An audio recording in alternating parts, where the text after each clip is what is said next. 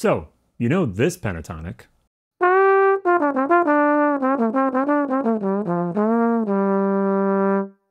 And you probably know this pentatonic.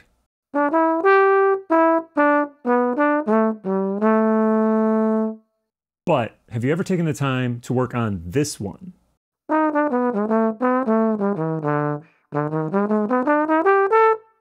Today, we're digging into the so-called flat six pentatonic, the different ways we can use it, and how it can help inject some great modernism into the melodies that we play.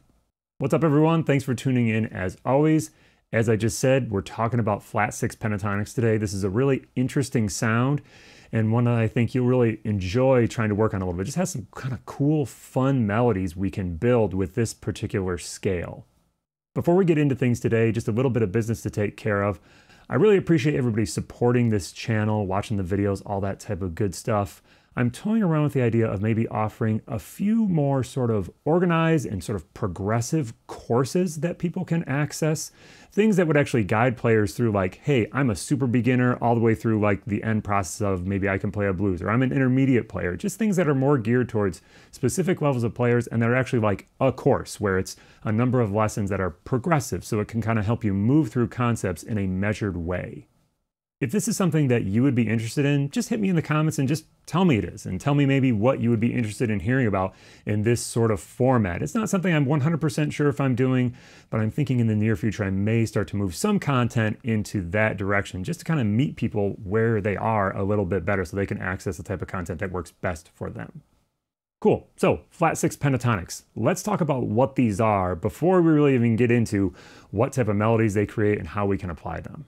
Now, obviously no one scale is instantly going to make you sound like a modern player, like I said in the title of this video. That is pure YouTube clickbait.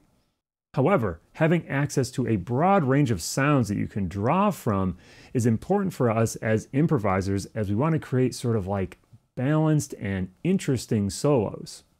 I happen to find that this scale and the melodies that it helps to create and inform sound less typical and sound like things, they sound fresh. They sound like things we don't hear all the time sort of in the jazz language. You could certainly find them all over the place, but it's not sort of the main thing that people play. And that's why I say it brings a sort of sense of modernism to our playing. It's going to make our ideas, at least for a moment while we're kind of applying these shapes, sound fresh. This scale is what we might refer to as an altered pentatonic scale. We are going to start with our major pentatonic and change one of the notes in it to create this other sound. So to start with, we're going to start with a major pentatonic, and today we're going to look at a G major pentatonic. We'll get to the reason why in a moment.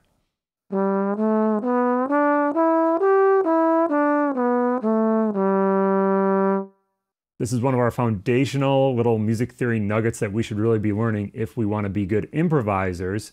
It is the root, the second, the third, the fifth, the sixth, and the root again. So it's basically a major scale where we don't play the fourth and we do not play the seventh. Then it makes it a pentatonic scale, a 5-note scale. Now to make this altered pentatonic, we're going to take that sixth note and we're going to lower it down a half step to make it an E flat, giving us this sound.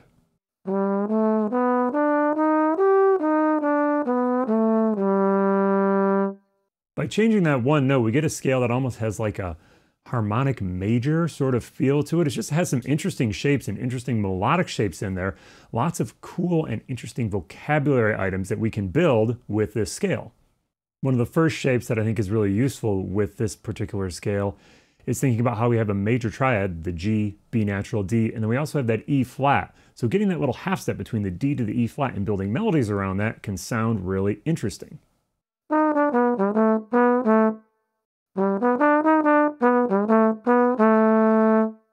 Again, we'll talk a little more about application in just a second. The other shape that I really love in this scale is what we might think of as a Phrygian shape. And that would be like a minor arpeggio with a flatted 2. And so that is when we start on the D natural and move our way up through the scale. So here we have that D to E flat to G to A to D. Now we don't have the F natural in there, so it's not truly like a minor shape. It's sort of maybe like a sus flat 2 shape, but it kind of feels minor. Go listen to Chick Corea. He plays this sort of shape all the time on a number of different type of chords. And it just sounds interesting. It's not a melody shape that we hear all the time, so our ears kind of like perks up when we hear it. That's why I say this has a sense of modernism when we add it into our playing, because it sounds less conventional. Now, since this is a pentatonic scale, we know that pentatonics work great in different scale patterns to build little melodies, and this would be the same thing. What if we took this into one of our typical 3-note groupings? We're going to go up the first 3 notes of the scale, start back down on the first note, and then move that pattern through the entire scale.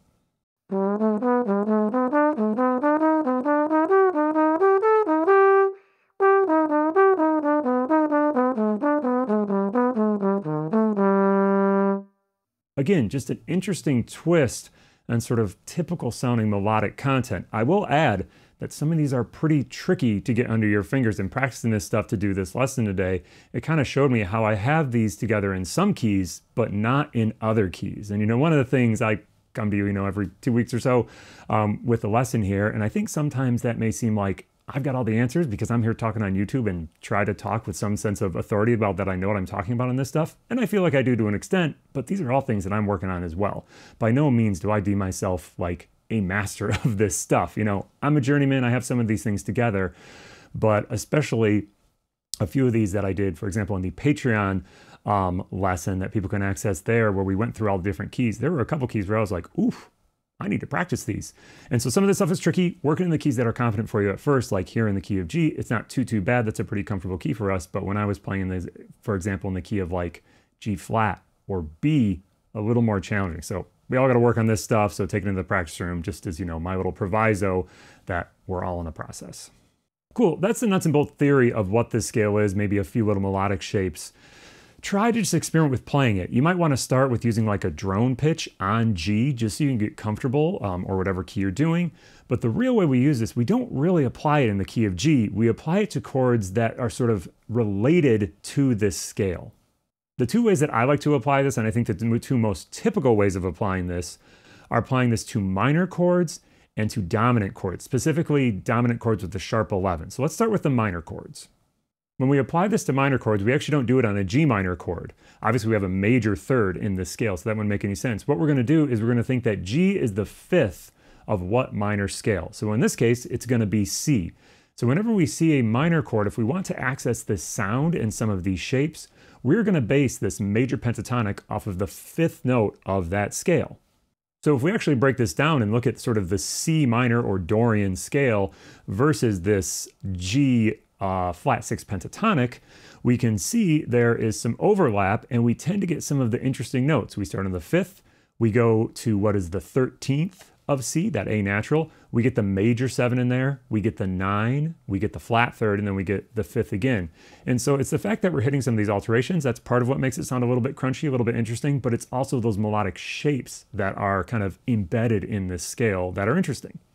I will add that this works particularly well on minor major chords. Like, this is the sound of minor major, at least to my ear, is this kind of stuff, because it has that major 7 in there. It totally works well on minor 7 chords as well with a flatted 7. It's just going to have a note that's dissonant in there, so you have to sort of like handle it with care.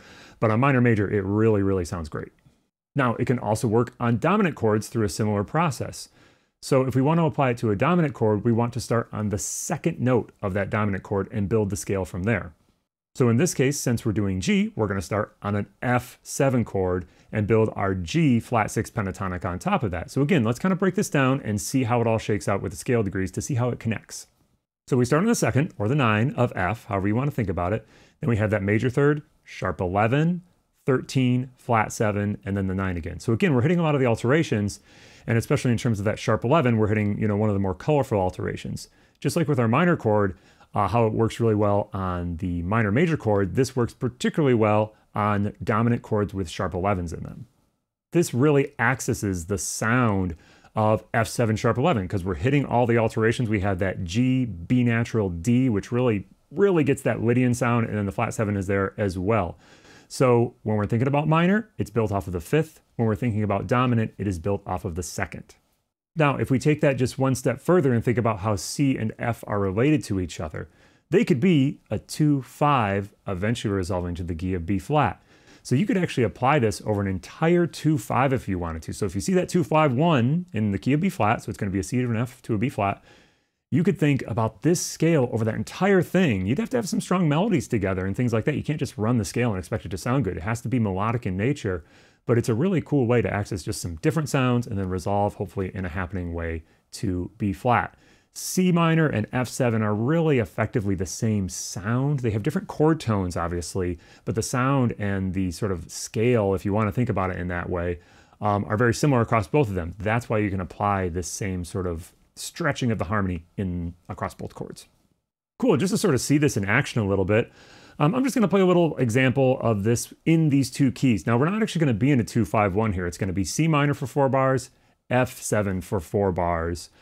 And in this case, it's probably more like the C minor is 1 and the F7 is a 4 chord in this case, because I think the vibe of the tune or the vibe of the play along really feels more like in C minor.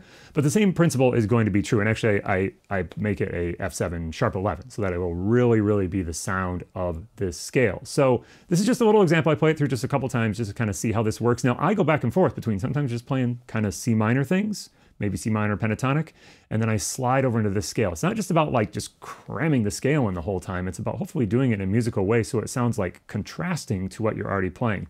That's what will make it sound interesting. It's all about balance, building melodies, and using these things as a tool to sort of like give some extra vibe and flavor to your solos, not just be like, well, here's the solo, there it is. That's just not going to create a very interesting solo. Or excuse me, here's the scale. That's not going to create a very interesting solo. It's all about applying it with the stuff you already have together. So let's check it out.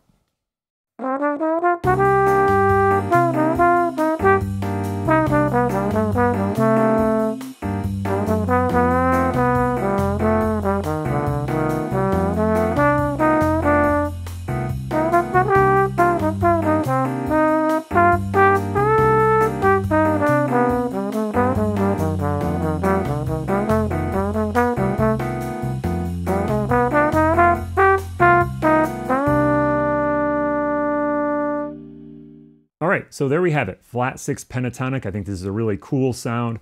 Lots of interesting melodic content in there. Obviously, like I said, I gotta work on some of this stuff myself, especially more challenging keys. These aren't necessarily melodic patterns and shapes that we hear all the time. So not only need you get them under your fingers, but you also need to get them in your ear so you're playing them accurately, playing them in tune. All right, we'll see you in the woodshed.